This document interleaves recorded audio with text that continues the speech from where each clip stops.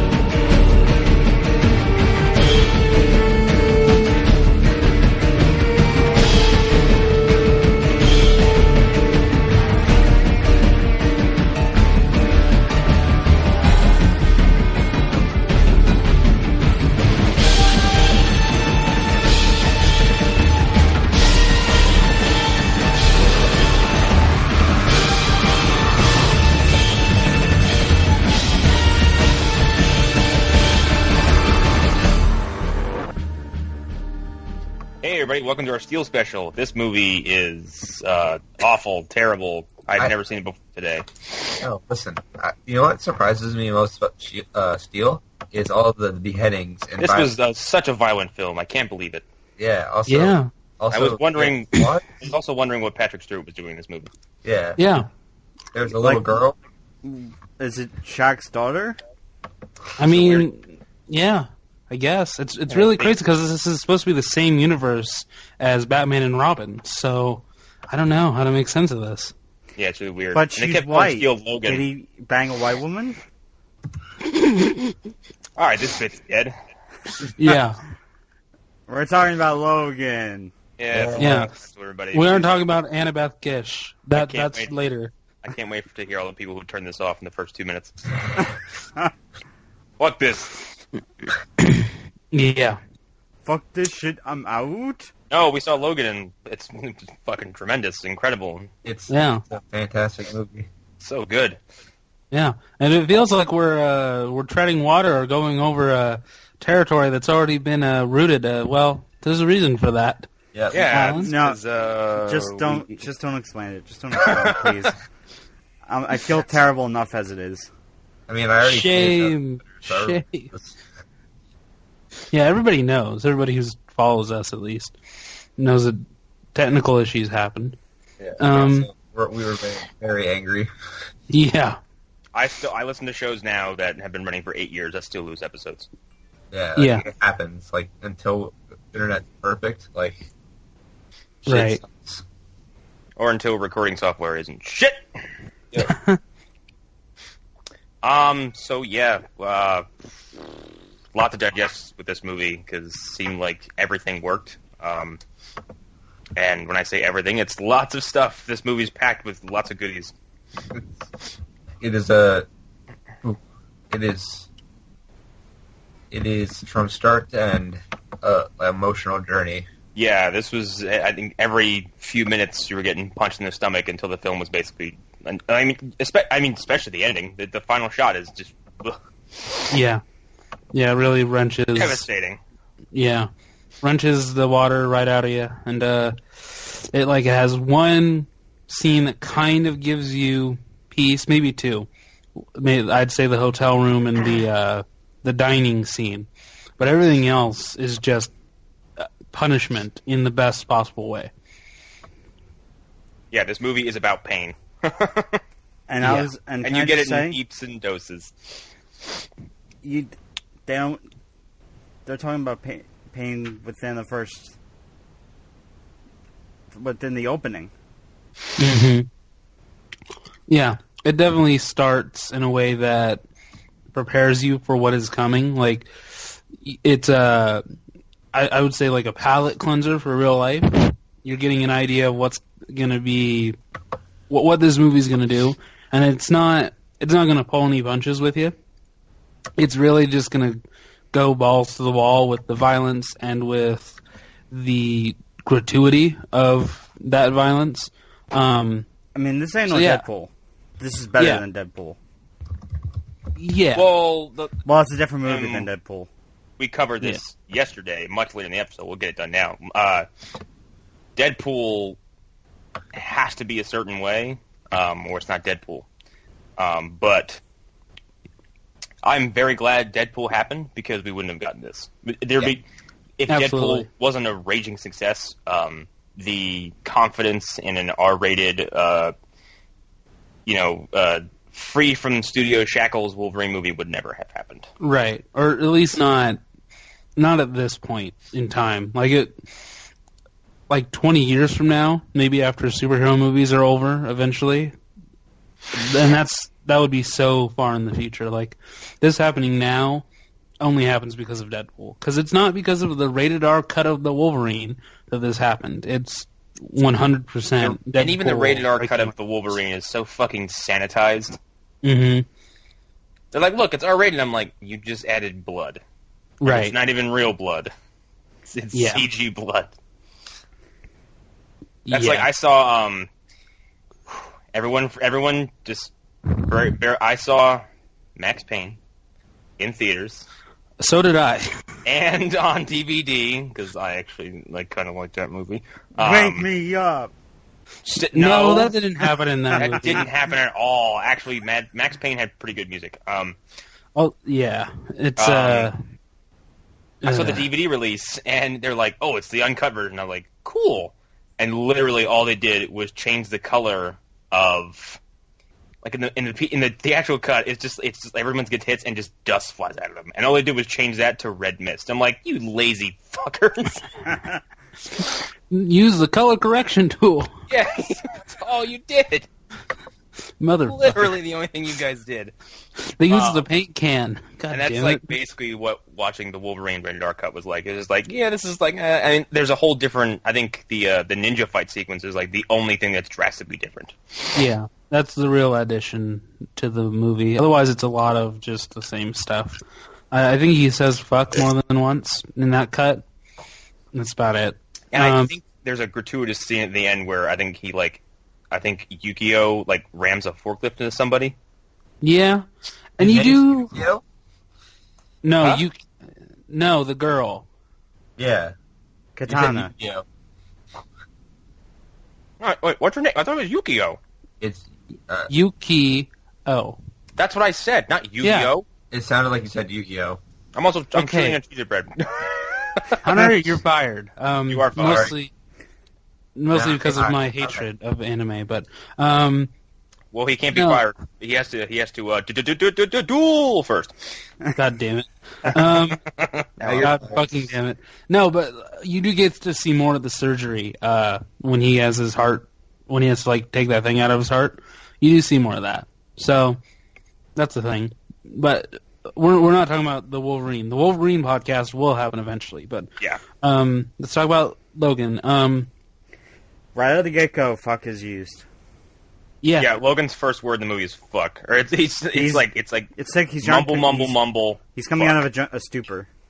Yeah, it's the most drunken F word that I've ever heard on screen. Yeah. Followed by a shotgun shot to the Yeah. chest. Or no, to the heart.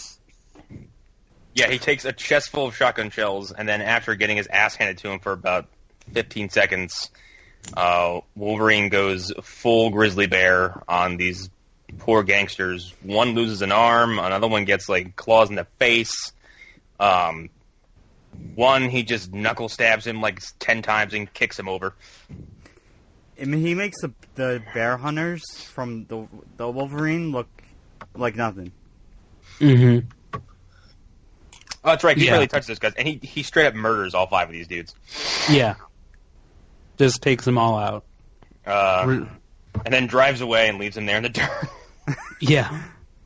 And his first thing after killing them all isn't, God damn it, I killed these people. It's, fuck, they hit my door. Yeah. This is great.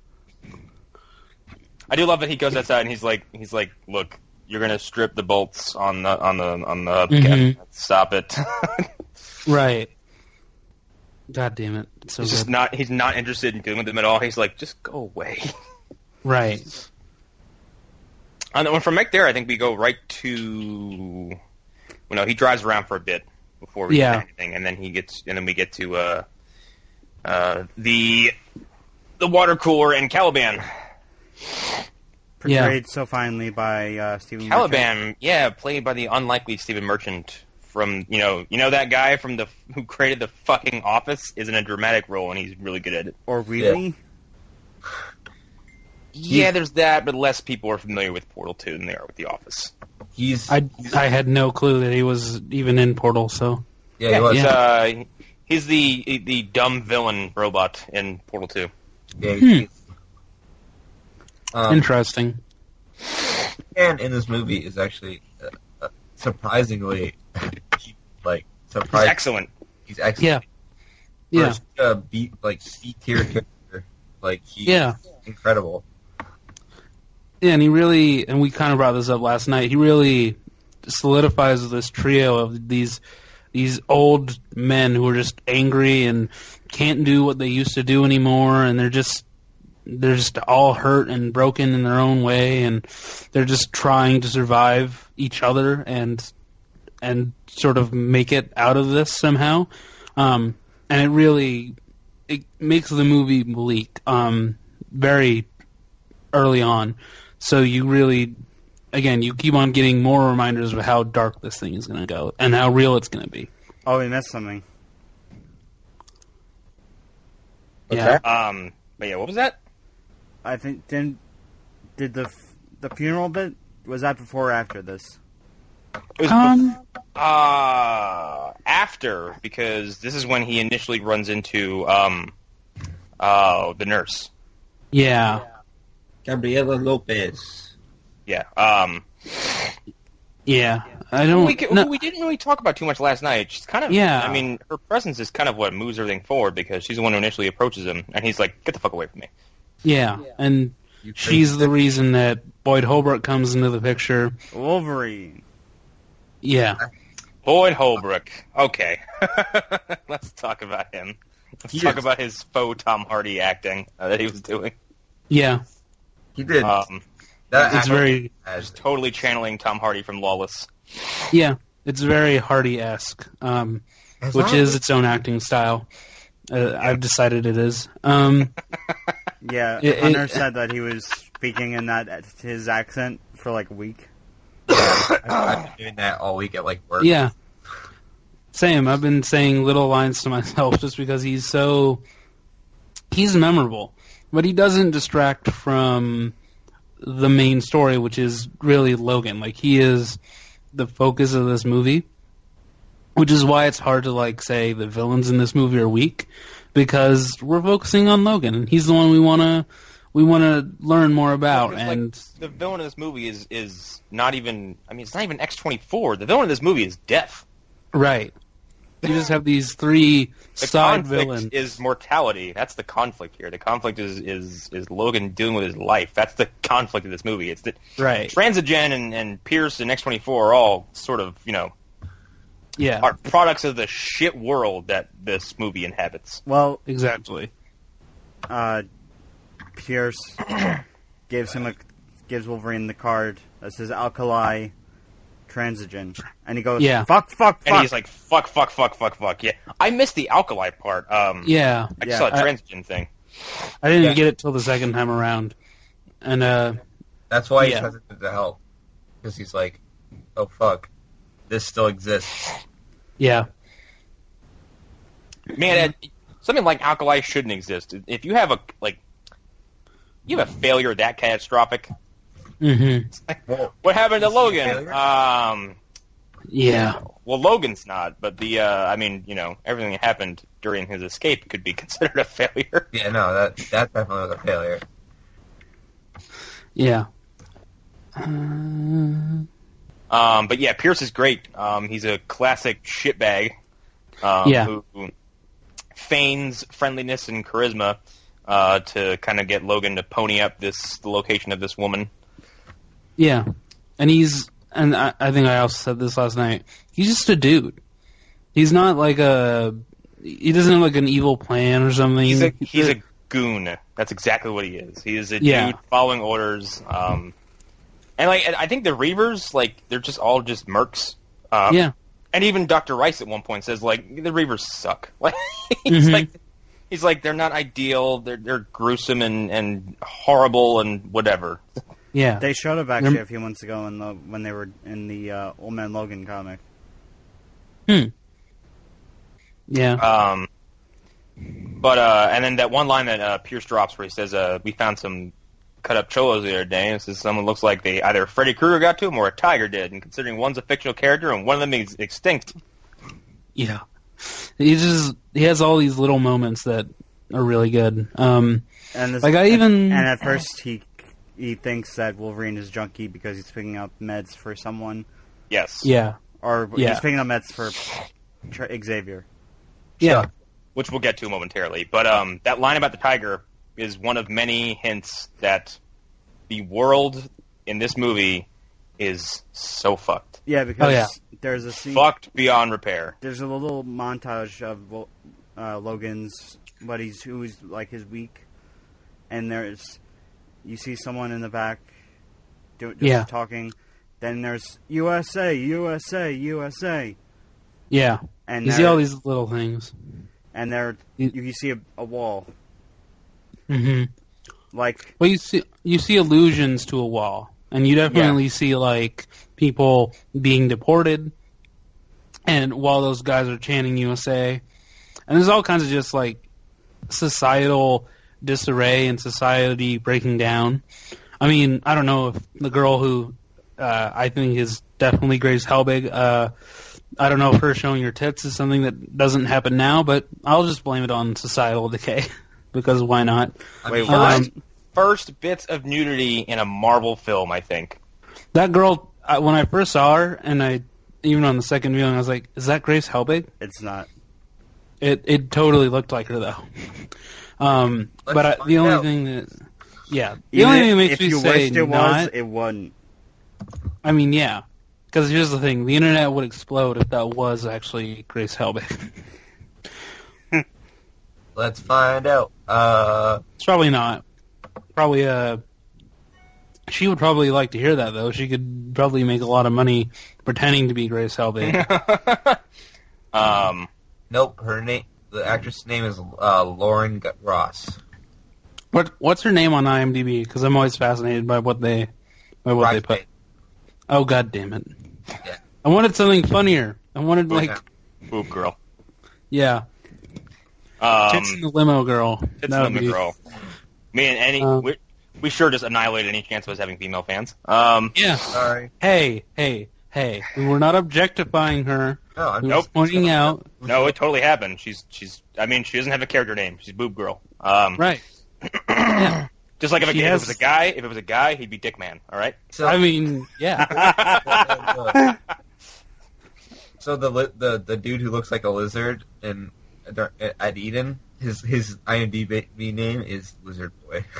God damn it. Of course it is. I love it.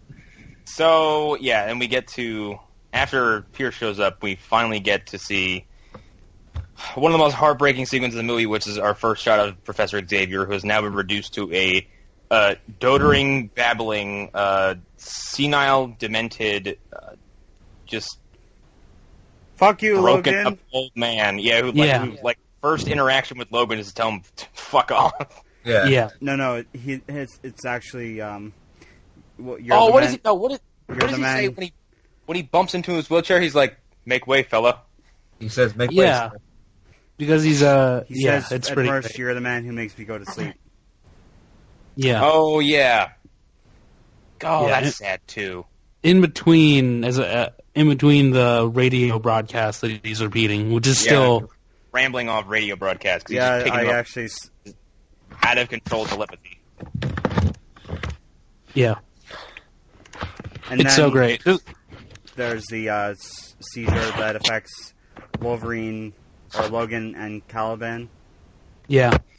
Yeah, this is where we get an idea of how dangerous he is now because of his deteriorating state. He has Yeah, these ALS. seizures which cause psychic fits. It's like a EMP wave, kind of. Mhm. Yeah, and it just- paralyzes and asphyxiates people around him. Yeah. And the only reason Wolverine can handle it is because of his regeneration, and he barely is able to deal with it. Yeah. 'Cause he's so old and dying. Yeah, it should be noted that Wolverine is dying the moment we see him. Yeah, He's on his way out. There's no pretense that he is okay. He is he is in very bad shape. I feel he has adamantium poisoning, which is it's kind of nice because it's like the thing that kind of made him who he is killing him. Like, right. He truly has nothing. Like, as you put it, this morning or yesterday, whatever way you want to say it. With Weapon X, they created him and killed him. Yeah. Yep. Yeah. But and it goes down to his performance too, where I said his performance is never not constantly in. He's always all in this. Like he's stumbling around, his head's always down. He's never standing straight. He always looks tired. Like and the makeup on him gets progressively worse. Okay, look, even Logan is not dying to the level that Mick Foley is. Okay. The makeup on him gets progressively worse. Like by the end of the movie, he's pale and he's got these circles under his eyes. Okay, so I just want to talk about this thing that I sent the chat a while ago that Arlen couldn't see since he was the only one around. It was a father went to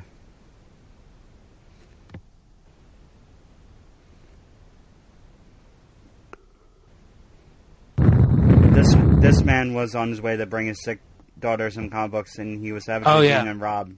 He managed to recover one of the comics from the robbers. Would you please give a like, share, and a name in for this brave father? And it's Logan, or it's Hugh Jackman holding the X-Men comic, and next to Daphne Keane. The memes are so great. The memes better stop because the memes are spoiling it for people. Yeah. Mm-hmm. Like I had the third act of this movie spoiled by some motherfucker in a video in a WWE video comments section. And now please repeat what you said about wrestling fans yesterday. Wrestling fans, generally speaking, are colossal bags of shit. We're looking at you, ECW audience. No, the ECW fans are fine. It's the internet. It's the timekeeping, old T-shirt wearing, fucking neck bearded, basement dwelling shitbags. Yeah. Otherwise known as the reason I don't like wrestling. Yeah. The true reason I don't like wrestling. Yeah. The reason revealed. Generally speaking, every person I don't like has been wearing an NWO shirt.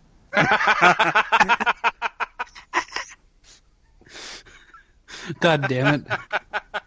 Before tap out. They refuse to let go of the fucking past. Oh boy. It's still real to me, damn it. Anyway. Fucking okay. nerds. I love that we're repeating our tangents, which is just the best thing. Which is good. It's gonna get the energy back we lost. But yeah, Xavier is like just fucking. He's what was the line in the movie? He's like, I'm not a fucking box of avocados. Yeah. Like, I'm not a fucking box of avocados, Logan. It's so great. Wolverine is not meaning to, but like just treat him like baggage. Xavier brings up. You're just waiting for me to die. Yeah, you're just waiting for me to die. Xavier then brings up Statue of Liberty or New York. Yeah. Which, by the way, everybody in his chat right now, that was 17 years ago. Yeah. Yeah, those movies are fucking years ago. I was 6. Yeah, it's crazy. Same. I went to go to the Dollar Theater with my grandparents to see the first X-Men movie. You know what I was thinking about today? Is that in 2000, the X-Men movies were the first movies I remember following, like, the development of it. Like, I remember... Oh, yeah. Because, like, I just felt like that's the first movies where I was genuinely interested in, like, it coming out. Because I loved the X-Men, like, at the time. Right. I was not crazy about the first X-Men movie. And I was only, like, that was 17 years ago, so... Yeah. Like 4 or 5 or so. Oh, well, they did movie specials and stuff, or like let's just TV stop specials. at the age stuff because we're making Connor feel very old. Let me tell you, Connor, we're all babies. I'm aware of this.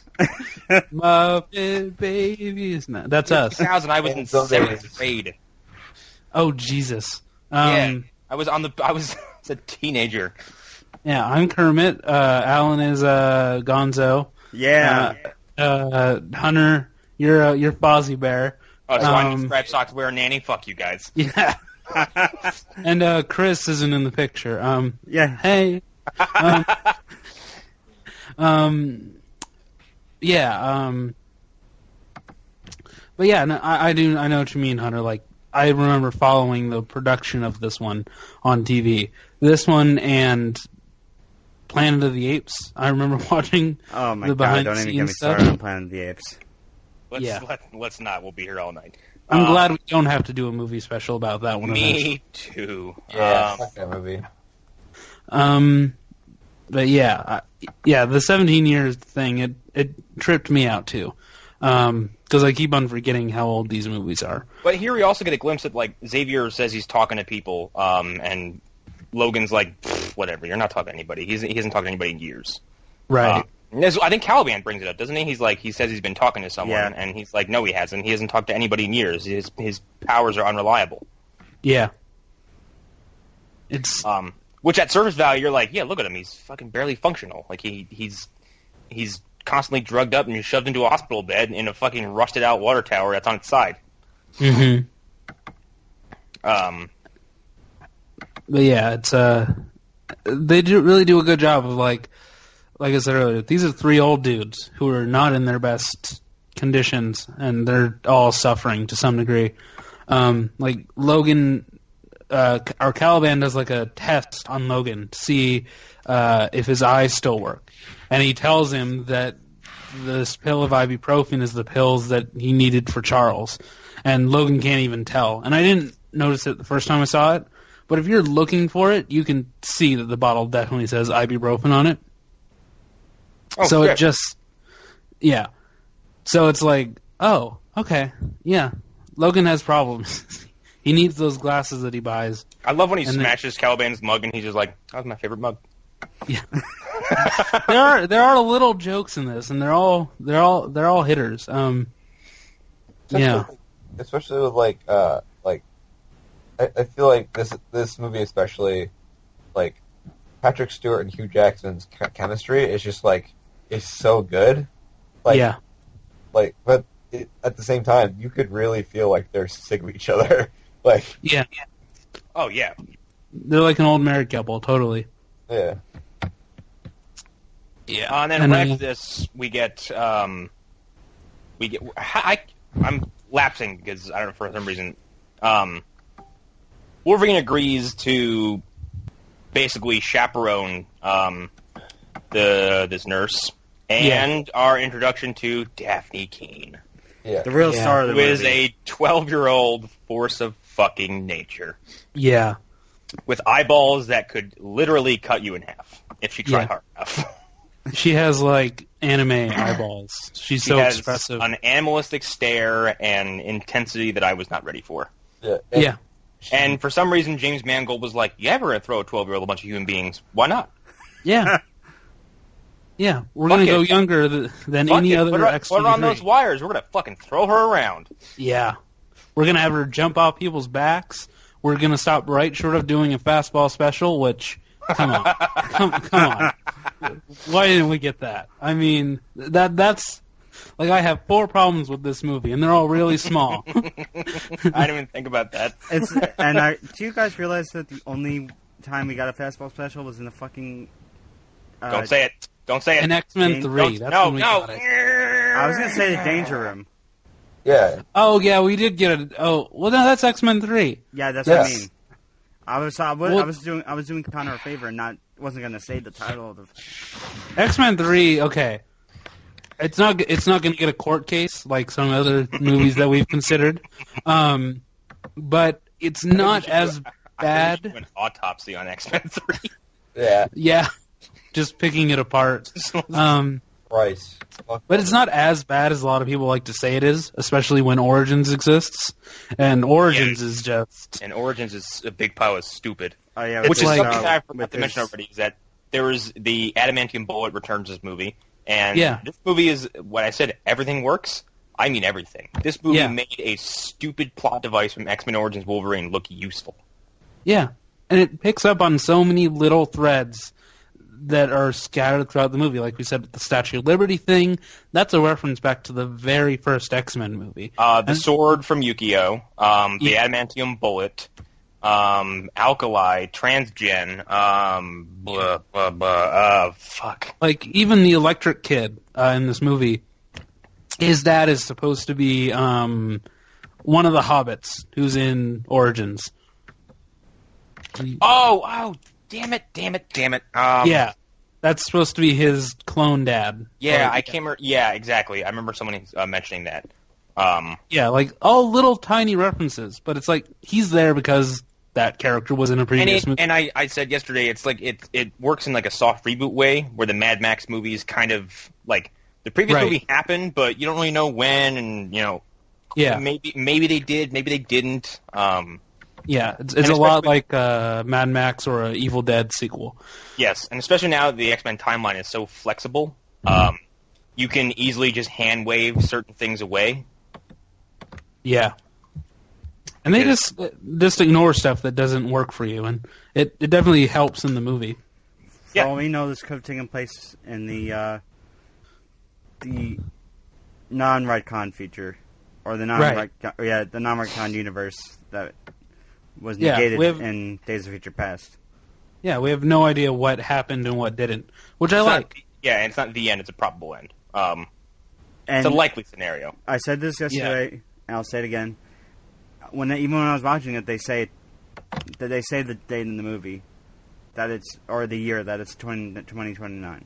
Right, and there are problems with that year, with that date, because again, like, this is one of my like 4 or 5 problems. Dr. Rice says there haven't been any mutants born for 20 years, which I call bullshit unless X-Men 3 takes place like right at 20 years before. But still, like, it's a small problem. Yeah. Really, like, tiny. But, like, that's it. Like, I can go through all my problems right now, actually. X-24, who's in this movie, and he's a young Wolverine, I still think he should have been Victor Creed. 100%. Because it just would have made more sense.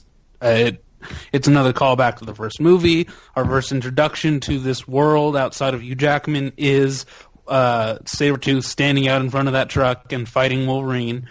So shouldn't that be how it ends? It starts with a fight with Sabretooth in the forest. It ends with a fight in the forest with Sabretooth. And it doesn't matter which version they could have used. They could have used the... Yeah, they could have used Tyler Mane. Yeah. Totally. I would have rather Liev Schreiber, because I think Liev Schreiber is awesome. Yeah. Right. And he could totally nailed the total beast-out version of Sabretooth. And he'd be closer to... Well, I guess the Tyler Mane was very beasted out and, you know... But still, like, mindless, just unleashed Sabretooth. Which I would have liked. And I've forgotten all my other problems because they're so small. But I know everybody else shares some of them. So... Anyone want to pick that up? Well, we were on Laura, and we get her first epic murder spree right when the Reavers show up to... Well, because at this point, Laura has found her way back to Wolverine's little fucking rusted compound. Yeah. The Reavers show up, and then shit hits the fan in ways I was not ready for. No. Yeah, she fucking severs the head of one of the Reavers and throws it at fucking Pierce's feet. Yeah, she cuts John Cena's head off. It's real fun. Oh, shit. That would have been infinitely better had John Cena actually been in the movie. Yeah. Actually, that would have been really distracting. Well, I mean, it would have been funny if he goes into the building and then he's invisible. I sure thought one of those Reavers was Damian Sandow. It wouldn't shock me. Rex. Stop it. Even I won't tolerate that kind of wrestling talk. So this is the first moment we get an idea that she is, basically mini Wolverine. She pops out her 2 claws. Does she pop out the ones on her feet? Defensively at some point, yes. Yeah. She's being held down. She pops them out of her shoes and starts fucking slicing people with her toes. It's the greatest moment ever because Wolverine is watching and he's like, damn, damn. what the fuck? It's such a great moment. Because I only got... At this point, he's on the ground this whole time, just wide-eyed, just staring at her cut people to shreds, and he hasn't moved because he's like, what is happening? Right. There's a little mini me just destroying people right now. Yeah, he's in complete shock, and like Xavier's in the car, like, oh! Yeah. She's very much like you. Yeah. Yeah, and this is where we get Pierce doing the whole, like, we talked about this, the amount of bureaucracy in this movie. Well, yeah. That's one of the big villains in this movie, is bureaucracy and corporate shenanigans. And she's walking towards him, and she's popping her clothes out, and he's like, no. Right. No, like, please don't let me have a bad day. I'm just here to do my job. Right. Like, I was not paid enough to do this. Yeah, I was not paid to deal with a human meat grinder who's invincible, basically. Yeah, I wasn't even supposed to be here today. God damn it. No, this whole thing makes me want to play the X-Men Origins Wolverine game. God damn it. No, because I know that's a good game, but still. And then this led to one of the coolest action scenes in the movie, where we get a lot of cool car with stunt work. Laura jumps onto the front of the limo as Wolverine's driving away, and like claws her way across it and jumps into the sunroof. Yeah. And then something I noticed about her is that she's immediately affectionate and protective of Xavier. Mm-hmm. Right away. Bullets are flying in the car, and she's covering him up. Yeah. And then, like, people are getting close to the vehicle, and she's reaching through windows, and... No, I'm sorry. She's stabbing people through windows. Yeah. Reavers are, like, climbing onto the top. Yeah, and she's poking them in the eyeballs. God, it's so good. It's so good. Then we get to one of the most mind-blowing stunts. Oh, yeah. I brought it up yesterday, the train sequence, which is over really quickly, but I still don't know how they did it. Because that train's real. It's 100%. It's not a fake train. The car might be fake for like a second, but they totally find a way to have a car hit against a train and then have another car flip over or flip around that car and get past the train unscathed. It's so perfect, and I don't know how they did it. Yeah, it's Fury Road levels of like how? Yeah. How did you manage that? How did that? Yeah. It's really good. Everything in this movie is tip top. Yeah. And this kind of breaks the action, and we get like kind of a long breather section where is this where they get this is where they get new clothes. Yeah. And they watch Shane. They watch Shane. Which is Laura's first encounter with like a movie of any sort, and she's kind of absorbing it. Yeah. This is also where we get the X-Men comics that Wolverine finds. Yeah. We got ourselves an X-Men fan. Yeah. And it didn't... He says maybe a third of it happened and none of it like this. Yeah. And I really liked it. Most of it was all bullshit. Yeah. I like how they use that, because it's not... It's not a joke. That was not drawn by Joe Quesada. It was someone else. No, those were real comics. No, but they might not have been Quesada. They weren't drawn by Quesada. Because everyone was saying it was. But they are real comics. Like, one of them is Wolverine's first appearance. I know that. Yeah, one of them is. And then, I don't know about the other ones. But they all have some sort of meaning if you look up the numbers and stuff. They have them in his yellow and blue costume. Yeah, yellow and blue. Yeah. It's like and it's a design I did not recognize. I had to look up. Yeah, I've never seen that costume before. But yeah, and he drops a line like, this isn't how real world works. In real world, people die. Yeah, and it's just it's not a real comic storyline. Huh? The Eden thing? Yeah, apparently it was made for the movie. Which it's a very convincing looking comic too. Like, yeah, it does look like something from, I would say, 80s. Yeah, it's like Silver Age kind of. Yeah. It's like a very late 70s, early 80s X-Men book. It convinced me. I know the other ones, though. Those are all supposed to be real, I guess. I don't know. I haven't done a lot of research. And then we get this leads to Wolverine getting a new car, and when he comes back, we get no warning, no lead up, no dramatic musical cue. Xavier is having another psychic fit in this hotel, and he is now what he did earlier in the movie, he's now doing to hundreds of people at the same time. Yes. So he's now paralyzed and slowly asphyxiating an entire casino full of people, which we established this casino's in, like, I don't know. Oklahoma. Oklahoma? Yeah. Because, as we said with the societal decay thing, every city is turning into Vegas now. Like, if you're in the middle of Podunk Town X, you're getting casinos and you're getting strippers and all kinds of shit. And it looks kind of bad, really. Like, it doesn't look fancy or nice. It looks really shoddy and kind of cheap, which is not great. And then we get Logan stabbing people who can't move, which I thought was very amusing. Yeah. Because it's just like... And then there's a shot from the trailer where the claws go through the head. Yeah, they can't move, and like that one dude by the door is like... He's like... Eyeballs are like looking at Logan and looking in the room and like looking at Logan and looking in the room and looking at Logan and looking in the room, trying to move his gun over and just like stab, move past him. It's so great. And he's just like Logan is just trying to like jump from wall to wall and I thought try that was to get really there. cool where he's using his claws to basically just bounce from one surface to the other one. Yeah. They get there and they finally give Xavier his the drugs to stop the seizure, and then. Wasn't there one guy who was okay, and then Laura just cuts his head off? Yeah, she just because she's right next to him. Decapitates him right away. And she just does that, which is so great. I love it. Did you guys see the video of as soon as they hit Hugh Jackman doing ADR for the movie? Yeah, yes, it's really good. Because it's him in like a fucking polo shirt, and he's running in place. Yeah, punching the air, and it's so good. I love that, like, they give Xavier his drugs, and then he's okay, and then, like, 6 people just collapse. Yeah. It's pretty great. And then from this, we go to another, kind of the next breather segment. Yeah. Which is the Munson family. Yeah. And we get another moment where, the movie is leading you to believe that Xavier is just completely unstable and has no control over anything. Right. But we get a surprisingly stressful few seconds where they're run off the road by some shithead truck drivers. They're automated trucks. Yeah. Are they automated trucks? Yeah. Yeah, they're all automated trucks. So it's the bureaucracy thing coming back instead of having real people. I didn't notice that at all. I thought it was just. It's tons of the same kind of truck too. I didn't even notice that. Yeah.